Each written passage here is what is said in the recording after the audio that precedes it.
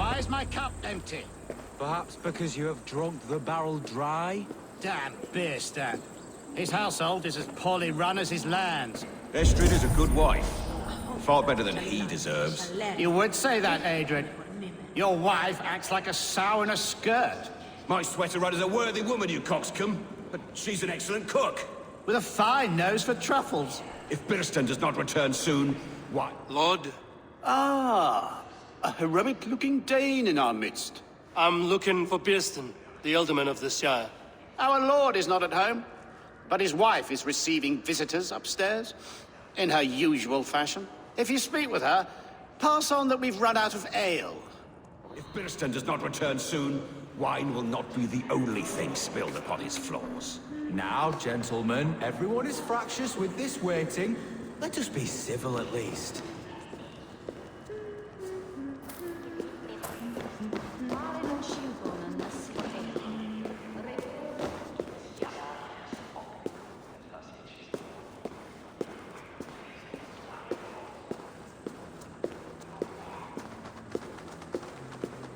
Birston's things disrespect you, lady. Sour ale in the air, muddy footsteps all over the floors.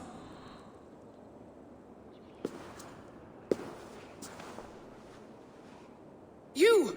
Guards will come at one cry from me! Sheathe your blade, lady. I'm Eivor of the Raven clan, here at your husband's request. Another Dane.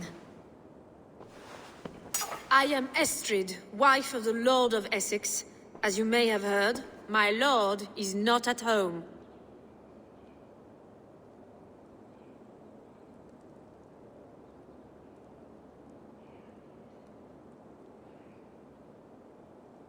I'm wary of rounding up Saxons. Is your husband stolen, drunk, or wayward? He'll be stalking the woodlands today, hunting game and ignoring the vital affairs of Essex. One such affair is why we called for you. If I can find him, I'll remind him of his duties. Ah, such would be a miracle. His favorite haunt is southwest of here.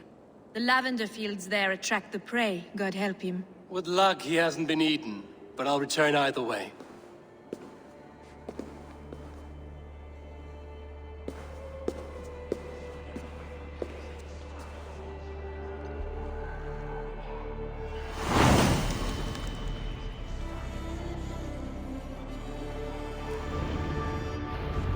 Patience is a godly virtue, Adred. Even the saints would tire of waiting for Birston to hang up his bow. Dear Estrid, we must discuss the affairs of this land, with or without him.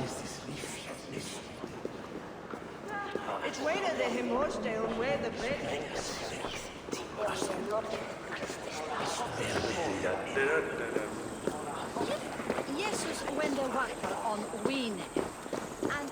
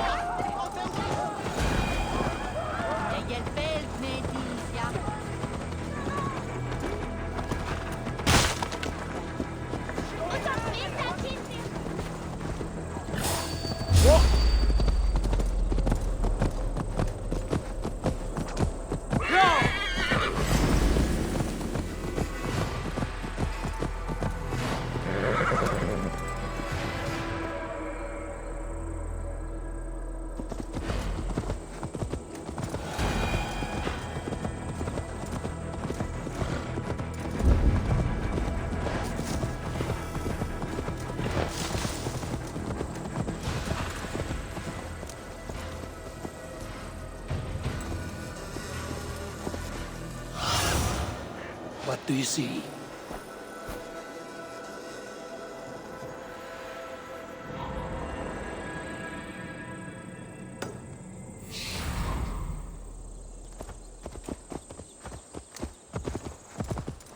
Hunting is a fine sport, but I hope the alderman has not become the prey. No good comes from a camp this bloody.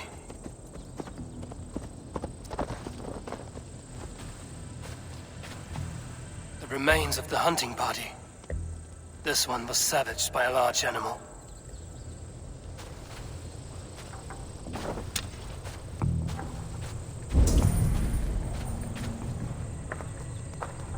They were caught off guard as they supped.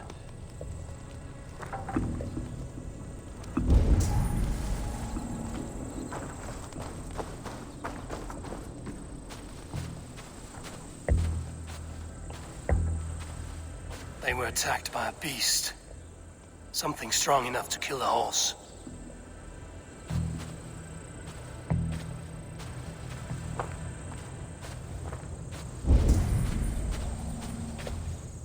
Some large prey left these tracks in the grass. The hunters were prey to a large beast or two. I can only hope that Bjersten still lives.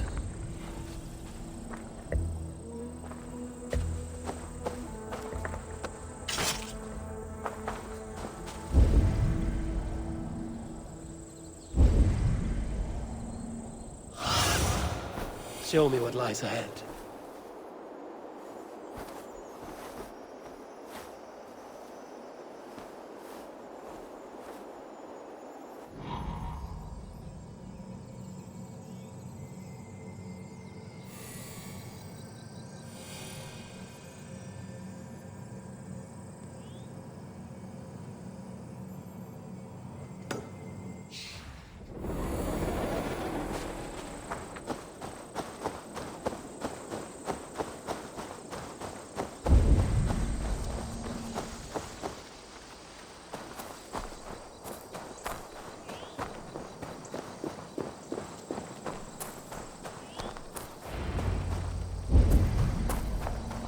Bjersten?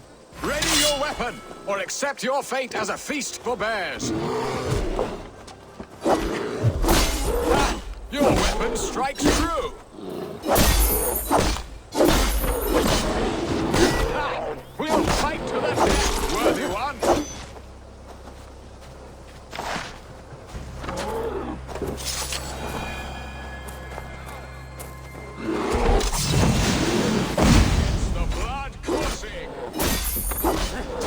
One Saxon you won't kill.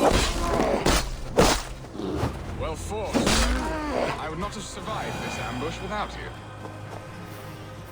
You have my gratitude to stumble upon me in my moment of greatest peril. Perhaps you were God-sent. I'm Estrid sent. Your wife and the Thanes of Essex both want your balls on a blacksmith's anvil. When do they not? You could return and report that the savage Claw took me. Poor Bjersten, his exit pursued by a bear. And make the beast Lord of Essex in your stead. No doubt my Estrid would prefer his velvet paws to my calloused hands. So, who are you? A sellsword?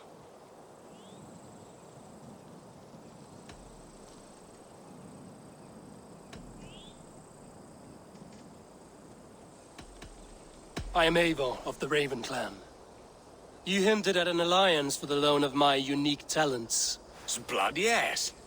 Let us return to Colchester at once, and we'll speak more of the delicate matter on my mind. I'm glad you answered my summons. I did not expect such a skilled fighter. It's good I came when I did. We lost many men on this hunt.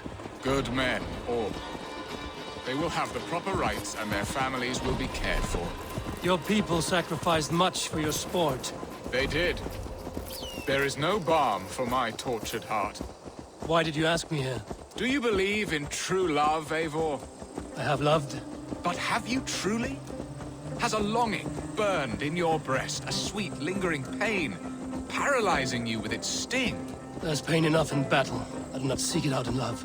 I long for it. The thrill of a fight softly won.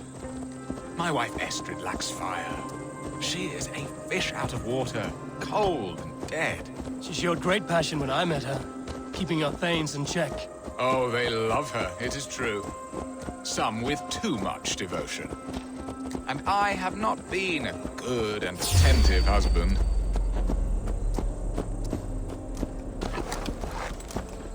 I have always been a plucked goose in matters of love.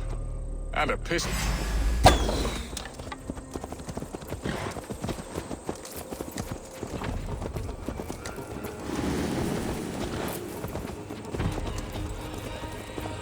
If they see me, this will get messy.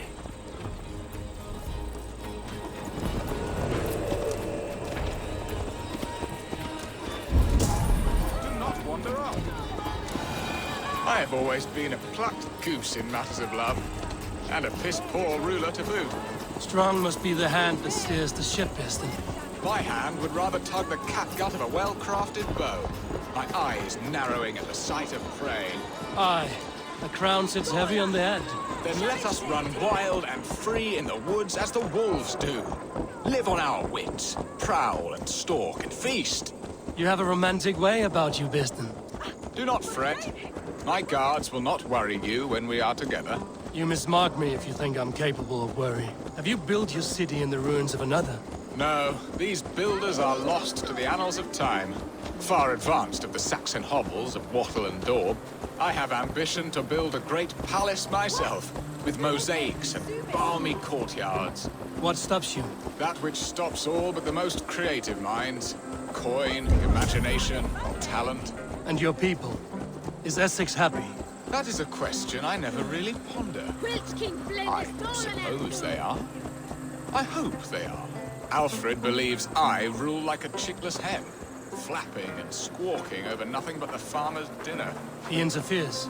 No, he disapproves. Is that not...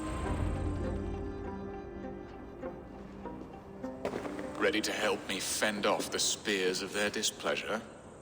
Let them speak their woes. I'll advise you if I can. Who is this owl, Bearston, that twitters in your ear? An advisor, nothing more. Here to help Essex navigate her brewing storms. Now, my dear brethren, Adrid, perhaps you will start us off. What troubles you? You're a disgrace, Beerstan. Couldn't get a sow pissed in an alehouse. Alfred's men are crawling all over Essex. King Alfred, yes. Though it is within his right, the constant presence of his men is certainly an issue.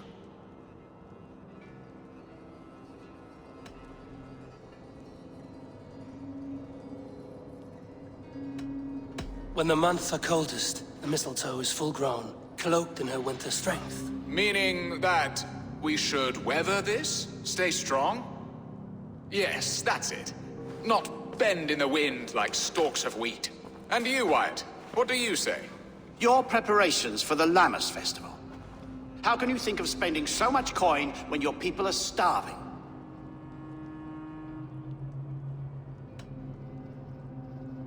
He should put his own ham fist in his purse and contribute coin to the festival.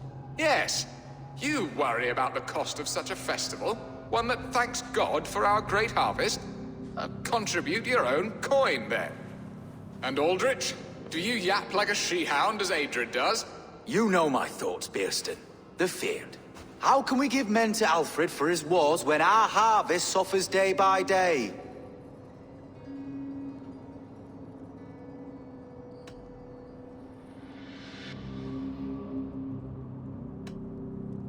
Refuse to send your men. Let Alfred's people die for his hopeless cause against the Norse. Then we refuse. Refuse our king? Has madness taken your wits, Bearston? There. Have I not answered all your questions? You are a stain on this shire, Bearstan.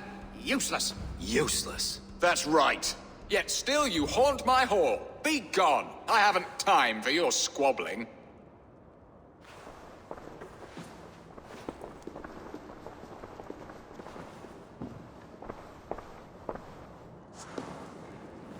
That ceased their prattling. A fine outcome, Abel. The very soul of balance. A firm hand is all you need, Bearston. Whether on your hunting bow or on your helm. All this talk of hunting makes me long for the woods. Your wife awaits, Bearston. Aren't you worried some other man will drench your sheets with his sweat? Ha! She does as she must. As do I. You have done the impossible, Dane. Returned my errant gander to his coop. My pettish love. Such a stormy countenance clouds the sun of my return. Your thanes drank the ale the abbot gifted us. All of it. Now that is a tragedy my heart will not easily overcome. If he looked at me with the same affection he shows for hunting deer, our marriage might have survived.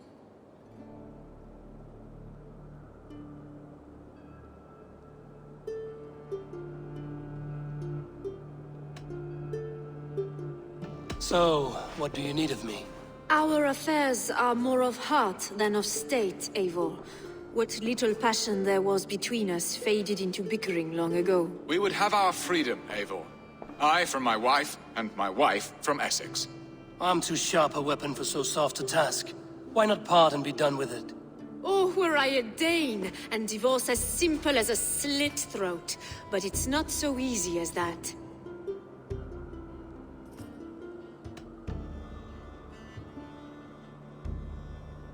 Then what is stopping you? Your King Alfred? Ours was not a union of love, but necessity. Decreed by Alfred's father to strengthen ties with Francia.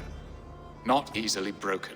Explain yourselves, clear and plain, and I will do it. The poetry here is mind mud. We had a plan, a simple plan. A woman lost and a woman found. Some time ago, we paid a Dane to kidnap me and ferry me safely to Francia.